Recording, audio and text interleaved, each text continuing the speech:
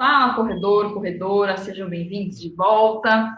Hoje o bate-papo é muito especial, porque eu consegui, gente, vocês não têm noção de como foi difícil trazer esse menino, esse treinador para esse bate-papo. Quem conhece ele sabe como a vida dele é disputada. Então, Não é? aproveitem, é assim, aproveitem e fiquem até o final, que a gente vai trazer um conteúdo, conhecimento aí que no mercado é difícil encontrar. Então, nosso treinador aqui de hoje é o Camilo Mota. Ele é treinador há mais de 10 anos, né, Camilo? Ele corre há Isso? 11, treina o pessoal aí, aqui em São Paulo, na verdade, há 10. E corrida de montanha, que é o tema de hoje, ele corre e treina a galera há mais de 5 anos, né, Camilo? É isso? É isso aí. Exato. Muito Não, bem. certinho, isso aí. 5 anos. Show. Isso aí. Então, eu conheço o Camilo. O Camilo é um dos profissionais que eu mais admiro. Aprendi muito com ele. Nós trabalhamos 3 anos no mestrado. Ele foi meu parceiro de projeto. Então, tenho um carinho enorme por ele, uma admiração. E vamos embora, que vocês vão aprender muito com essa fera hoje. Né? Como é, Camilo? Hashtag pegada monstra, é isso? É assim que vocês vão É, achar ele nas redes sociais. é, Muito é isso aí, bem. Bia. Vamos lá. Então, a primeira Obrigado. questão aqui, a gente vai trazer um pouquinho, talvez você conheça, talvez não, corrida de montanha. Ele vai trazer um pouquinho aí, vai fazer uma introduçãozinha do que é. Às vezes a gente tem alguma dúvida de trajeto, né, de quilometragem, se é qualquer terreno que é considerado prova de montanha ou não. Então, acho que a gente pode começar essa linha de raciocínio, né, Camilo? Manda aí. Não, beleza. Então, vamos lá. Existe algumas confusões, então, quanto à corrida de montanha. Mas, a princípio, a corrida de montanha hoje, no Brasil como no mundo, ela envolve tudo. Então, se a prova é na praia, tem muita gente que já vai falar que é corrida de montanha. Por conceito, ainda não tem nada definindo o que é. Ah, puxa, se vai pegar tantos por cento de asfalto, já não é mais corrida de montanha, ou é.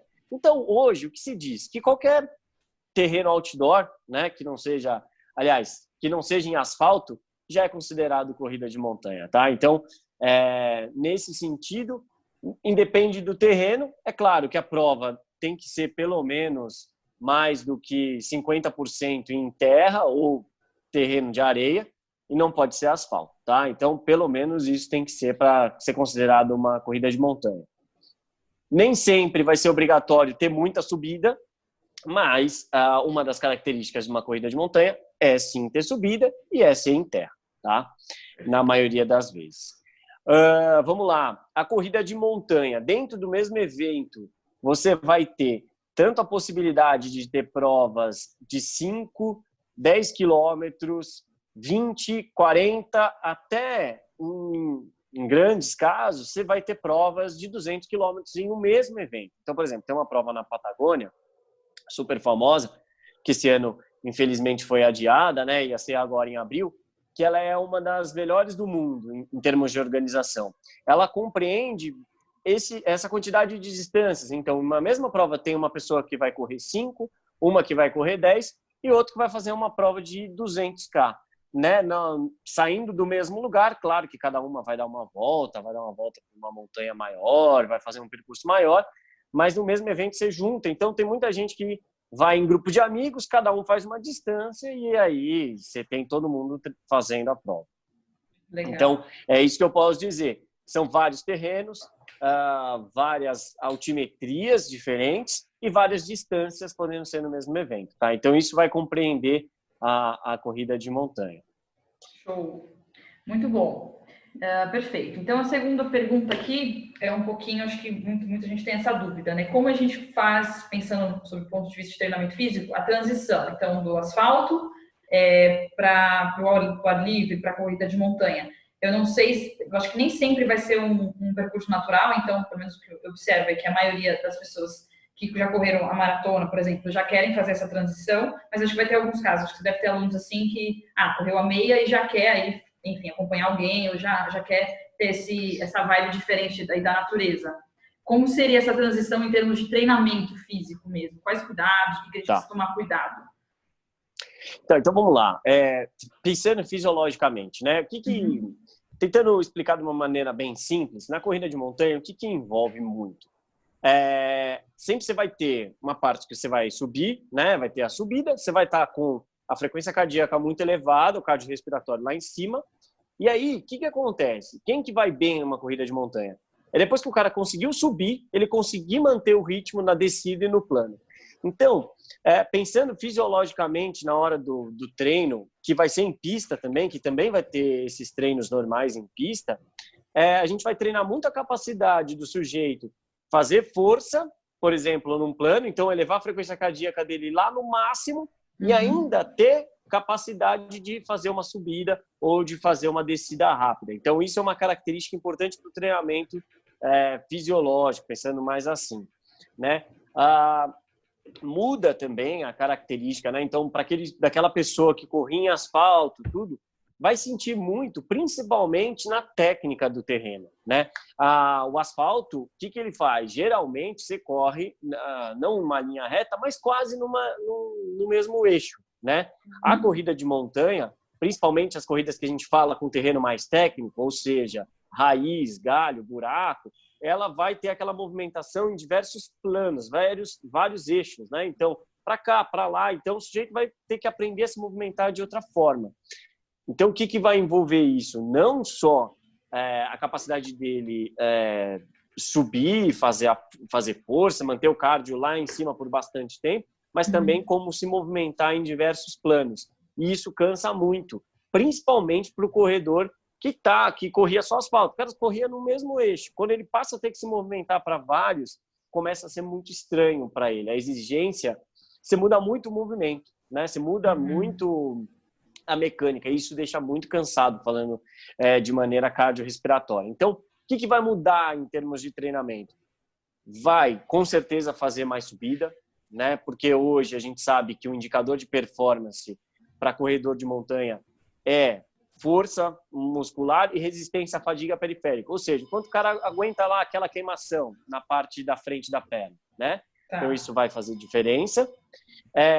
Ele vai precisar fazer subida, ele vai precisar treinar descida também, porque corrida de montanha a gente vai ter declives muito acentuados, que geralmente quem vem do asfalto não está acostumado a sentir, isso é importante, tá? E participar dos terrenos técnicos. Então, não adianta, é claro que os treinos em pista, então aquele cara que treina no Ibirapuera para treino de corrida de rua, ele continua indo para o Ibirapuera durante a semana para fazer os treinos, mas pelo menos uma vez por mês, uma vez a cada 2 semanas, ele precisa fazer um treino em terra, que ele treine, passar por buraco, raiz, fazer subidas difíceis, descidas difíceis, para ele treinar isso também. Tá? Então, o treinamento vai funcionar mais ou menos dessa maneira, essa mudança. Perfeito, show. E no dia a dia, vamos pensar nessa semana de treino na cidade, teria alguma dica, assim, para esse treino de mudança de direção? Não sei, ou só mesmo quando a pessoa sai, vai mais para a natureza, que dá para, de fato, sentir essa mudança? O que você acha? Tem alguma... Não, eu acho que até Bia, isso é uma questão bem importante. Muitas vezes, é aquilo que eu falo, até estava falando com você antes, da pessoa traumatizar. Ela vai para esses terrenos e acaba traumatizando, porque ela torce o pé, machuca, não está preparada para aquilo. Então, muitas vezes, antes até dela já enfrentar, por exemplo, até um pico do Jaraguá, que é uma coisa fácil, mais perto aqui, né? Não é fácil o treino, mas é perto aqui de São Paulo. É muito importante ela treinar equilíbrio, ela treinar, né? Então, propriocepção, trabalhar com instabilidade. Então, até no próprio parque, a gente, em terrenos, em asfalto mesmo, a gente pode treinar mudança de direção através de educativos, deslocamentos laterais. Então, isso tudo é importante. Então, com certeza, trabalhar equilíbrio vai ser fundamental, mesmo inserido nos treinos de montanha, tá? Para aquela pessoa que não está acostumada, mesmo nos treinos vamos dizer assim, de pista, antes ele poder fazer algum treino de equilíbrio vai ser importante para ele, para depois ele se lançar para o asfalto, para a terra, perdão, e correr o risco de torcer o pé, de cair, se machucar e traumatizar e não querer voltar nunca mais. Tá? Isso pode acontecer. Entendi, perfeito. Show. Daí, acho que também vale dizer, né, como eu sei que para a corrida de rua também tem se falado muito de core, trabalho de, né, rigidez central, né?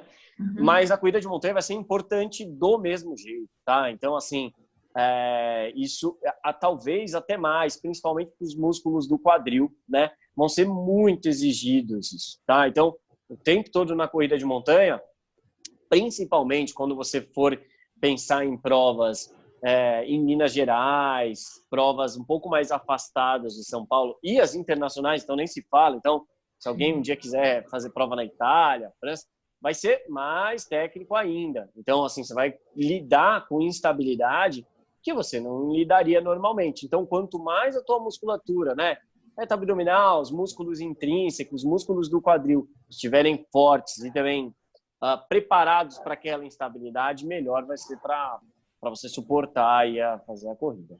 Perfeito. Show. Boas dicas, arrasou. Beleza. Quando você fala dessas exigências periféricas, nessa queimação aí que você comentou, não sei, tem algum exercício, alguma linha aí de raciocínio que a gente precisa seguir? Não sei, porque eu acho que é difícil simular, né? O tempo, vamos supor, sei lá, 2 horas treinando durante a semana, a gente não vai conseguir fazer um treino desse volume, que de fato dê essa adaptação. Não sei, tem algum exercício específico que você usa? Não sei. Com certeza, Bia. Na verdade, a gente lança a mão de alguns recursos, tá? Então, claro que no Ibirapuera a gente não vai conseguir simular a mesma quantidade de subidas, por exemplo. Mesmo que você faça treinos de subida, subindo, descendo, não vai ser a mesma coisa. A gente lança a mão, muitas vezes, de exercícios com tração, tá? Então, como que funciona? Isso é simples de ser feito, tá? É simples de ser feito, não de ser estruturado. Tem que pensar bem no controle de carga, tá? Porque é um treino muito intenso. O treino de tração, ele pode ser feito até com uma borracha, uma câmera de pneu, tá? Então, uma pessoa segura a outra e a outra faz o deslocamento. Isso é um jeito simples de fazer. Simular. Então, você trabalha bastante o cardiovascular lá em cima e também trabalha a resistência à fadiga periférica. O que acontece? É um treino que simula uma subida, dependendo da intensidade que o cara consegue chegar, até 20%. Então, imagina uma inclinação de 20%. Se alguém quiser fazer esse teste numa esteira, inclinação de 20% você nem tem na esteira, né? Porque é muito grande. É uma inclinação que a gente nem... É difícil ver até aqui no Brasil as montanhas com inclinação tão grande, tá? Então, essa é uma maneira que a gente consegue substituir a resistência à fadiga periférica. É muito importante também, quando eu falei da mecânica, que é uma mecânica diferente, né, a corrida de montanha. O que acontece? Muitas vezes, quando você está subindo, você não vai correr, tá? Quem corre, principalmente em prova, em treino sim, a gente tenta correr na subida, mas em prova, geralmente é o profissional. É o cara que vai ganhar. Não necessariamente o amador. O amador, ele vai correr no plano, correr na descida. Dependendo da experiência, ele não corre na descida, porque é mais difícil, é muito técnico, mas ele vai andar na subida. Isso a gente consegue simular muitas vezes em esteira, Bia. O que a gente faz? Coloca uma inclinação boa, 7 até 12%, inclinação é bastante, com uma velocidade média constante. Isso é importante. Por quê? Porque daí ele vai simular fazer um movimento daquela caminhada rápida, porque isso é importante. Ele precisa fazer uma caminhada rápida, sem desgastar tanto o sistema cardiovascular. Então, o que acontece? Você treina a resistência da fadiga periférica com treinos de tração e treina a adaptação ao movimento da corrida em esteira, né? Por que eu não faço isso andando pela rua rápido? Porque eu não vou ter a inclinação que a esteira consegue mostrar, consegue imprimir. Dificilmente você vai achar uma subida em São Paulo ao alcance fácil que você fique 30, 40 minutos só subindo, mesmo caminhando, entendeu? Por isso que a gente utiliza muitas vezes a esteira e aí a tração também. Show, então aí atende a essa demanda que precisa ter para a transferência da prova, né? Show de bola. Exatamente. Muito bom, show de bola. Aí para terminar, então, a terceira... Não, mentira, tem mais duas. A terceira pergunta, então, vamos falar um pouquinho desse treino de instabilidade. Acho que esse treino complementar, né, que você já apontou aí, que é super importante para a gente conseguir atingir o objetivo sem ter tantos prejuízos. Aí a gente, o que você geralmente trabalha? Se você quiser passar 3 exercícios, sei lá, só para ilustrar um pouquinho do que seria esse treino complementar. Tá. Bom, então é importante a gente pensar primeiro na articulação do tornozelo, então na propriocepção, vamos dizer, né, no equilíbrio, eu começaria sempre.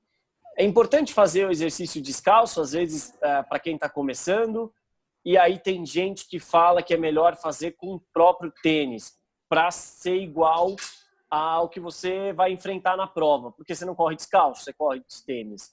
Então, lançar mão dos recursos que você vai ter disponível na prova pode ser uma ideia. Para quem está começando, eu sugeriria fazer descalço, porque senão você não consegue nem executar os exercícios. Então, um exercício simples, que é muito importante de equilíbrio, para a percepção que a gente fala, é ficar em pé, elevar um dos joelhos, né? Ficar com apoio unipodal, com um pé só, e fechar os olhos, tá? Perfeito. Isso é um exercício que a gente utiliza bastante e que você pode testar agora. É super difícil, tá? É engraçado, assim, parece que é simples. Quando você vai ver, fazer o exercício traz bastante dificuldade, tá? Então, é um exercício bem que a gente utiliza bastante, tá? Um exercício que a gente utiliza muito para corredor, né, com instabilidade, é ficar ajoelhado em cima da bola suíça, tá? Por quê? Porque ele tem uma demanda de adutor bem grande, mas também de ativação do core de uma maneira geral, tá? É um pouco mais avançado. Sim. Só que ele simula bastante, ele simula muito o que vai ser exigido na prova de montanha, tá? Então, eu sei que é um exercício que fica mais para frente, mas para quem puder chegar, existem linhas de treinamento que o cara ele faz todos os exercícios para membro superior ajoelhado na bola, tá? Então, por exemplo, ele faz o treino dele lá todo, elevação lateral, desenvolvimento, rosca, tudo, com ele ajoelhado na bola para sempre mantendo a ativação do core. Então, e tem uma linha que até faz em pé. Então, assim, em cima da bola suíça. Eu ainda não cheguei nesse ponto, tá? Show, muito bom. Acho que aí outra coisa que é muito importante em corrida de montanha, principalmente para os ultramaratonistas, é muito trabalho unilateral, Bia. Por quê? Tá. Porque vamos pensar assim, um cara que é ultramaratonista, dependendo da prova, ele vai fazer, sei lá, 100 quilômetros. Ele pode ser uma prova rápida, que ele vai fazer em 20 horas, como pode ser uma prova super demorada, com muita altimetria. Ele vai ficar mais de 30 horas fazendo a prova. Imagina se você tem um desequilíbrio muito grande de força de um lado para o outro, tá? Você vai acabar gerando uma compensação dentro dessa própria prova e você vai acabar se lesionando. Então, é muito importante o trabalho de reequilíbrio muscular, tá? Isso pode ser feito até com musculação, não só em termos de treinamento funcional. Sim, aí para atender isso, um profissional de educação física vai fazer uma avaliação, né, e vai identificar ali quais são as fraquezas e equilibrar essa... Fundamental. Né, essa questão. Na verdade, aqui, se não tiver um profissional de educação física, a pessoa tende a fazer bastante coisa errada, porque não é tão simples assim. Eu vou chegar lá na máquina e vou fazer a mesma quantidade de séries de um lado que o outro. Não é bem assim. É bem importante ter uma estruturação de treino, uma avaliação, para ver se aquela compensação que você está tendo, às vezes, você está jogando seu tronco para o lado, sei lá, jogando para o lado mais forte, e você fica fortalecendo o seu lado mais forte e o seu lado fraco fica cada vez mais fraco. Você tem que tomar bastante cuidado com essa estruturação de treino, tá? Show. E aí, pensando nessa leitura, se a pessoa assume essa postura e fica aí muitos anos, né, mesmo sentindo dor ou, né, acaba fechando os olhos para essa condição, isso tende a piorar, né, Camilo? E aí, para corrigir isso é muito mais custoso. Não, com certeza. E daí outra, a pessoa, vou dizer assim, Bia, eu já tive que fazer várias vezes reeducação, já tive que mexer bastante, né? Eu faço ultramaratona, tudo. E eu vou falar uma coisa para você. No começo, você perde muita performance. Por quê? Porque você está reeducando o seu corpo inteiro a mexer com o movimento, tudo. Então, assim, é um trabalho árduo. Se você for, quanto mais você arrastar isso, pior vai ser para depois. E é pensar um pouco disso. Você está plantando para colher, né? Não adianta você querer avançar, né, Camilo? Com muita sede e aí não tomar atenção. Então, ó, o próprio treinador tá falando para você que você precisa parar um segundo e olhar para isso. Então, vocês prestem atenção que ele sabe o que está dizendo.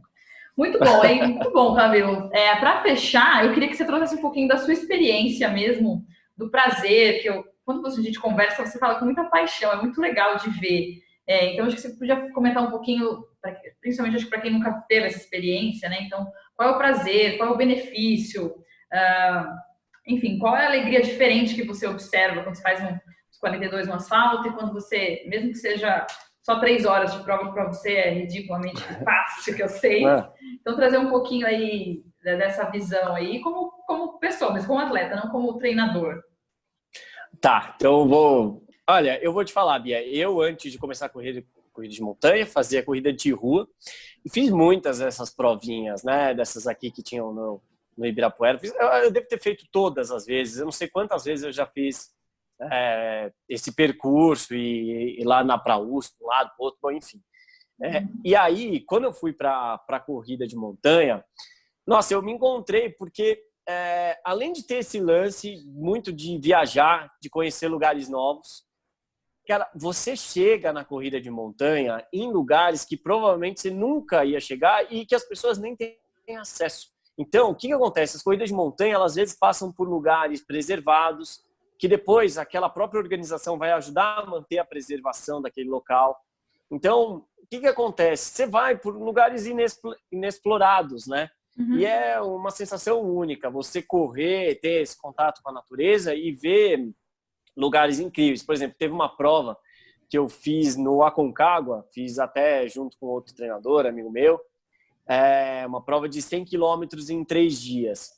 A gente passou por trilhos de trem desativados, numa serra que subia a montanha, assim. Cara, nunca ninguém mais vai poder passar lá, só passou a gente da prova. Só que a gente viu coisas assim que não dá, nunca eu vou ver de outra maneira, entendeu? A não ser correndo. Eu costumo brincar que a melhor maneira de fazer turismo é correndo, porque você não vai tão rápido quanto o carro e não tão devagar quanto como se você só caminhasse, entendeu? Então, para mim virou, claro que tem um cunho competitivo, eu vou para a prova para competir, né? Claro que não para ganhar entre os profissionais, mas eu tento buscar ali com os amadores, por categoria, mas também para poder ter uma visão, né, legal, ter a viagem. Geralmente eu vou com amigos, então, e as provas de montanha tem um lance que ainda é uma pena na corrida de rua. As provas são aos sábados, então o legal da prova de montanha é que, você vai lá, chega na sexta-feira à noite, faz a prova sábado de manhã e curte o resto do final de semana. Né? Prova de rua, você fica ali naquela expectativa o final de semana inteira para você ter que dormir cedo na sexta, dormir cedo no sábado, fazer a prova no domingo e acabou. Na prova de montanha, não. Acordou cedo, fez a prova no sábado, pronto, você está livre pro resto do final de semana. Então, assim, eu vejo essas vantagens assim muito legais e eu gosto muito da vibe de estar no meio da natureza, tudo. Eu acho não tem nada igual, assim, pelo menos para mim, né, na minha opinião. Sim, nossa, super arrasou, inspirou bastante, muito bom. Então é isso, galera. Eu vou deixar o Instagram do Camilo aqui para vocês conhecerem um pouquinho do trabalho dele. De novo, vou falar que sou suspeita, porque realmente eu admiro muito o trabalho. É um profissional que eu nunca conheci nada parecido no mercado. Então sigam ele que vocês vão aprender bastante. Ele é disputado, mas ele é aberto também. Se tiver um tempinho, vocês mandarem um direct para ele. Claro. Né, Camilo? Claro. Muito bem. Obrigada pelo seu tempo, Camilo. Foi um prazer. E mais para frente, se vocês tiverem perguntas, deixem aqui que a gente vai trazer mais conhecimento aí de corrida de montanha para vocês, se vocês gostarem. Tá bom? Obrigada e até a próxima. Prazer foi todo meu, a recíproca é verdadeira, tá? Também admiro muito você, parabéns pelo trabalho que você está fazendo. Obrigado por ter me convidado. Pô, E sou disputado, mas eu posso ajudar o que vocês precisarem. Então, quem precisar, me chama. E você também, Bia. Precisou de mais alguma coisa, pode contar comigo aí para os seus projetos, tá bom? Valeu. Valeu Até a pelo próxima, convite. gente.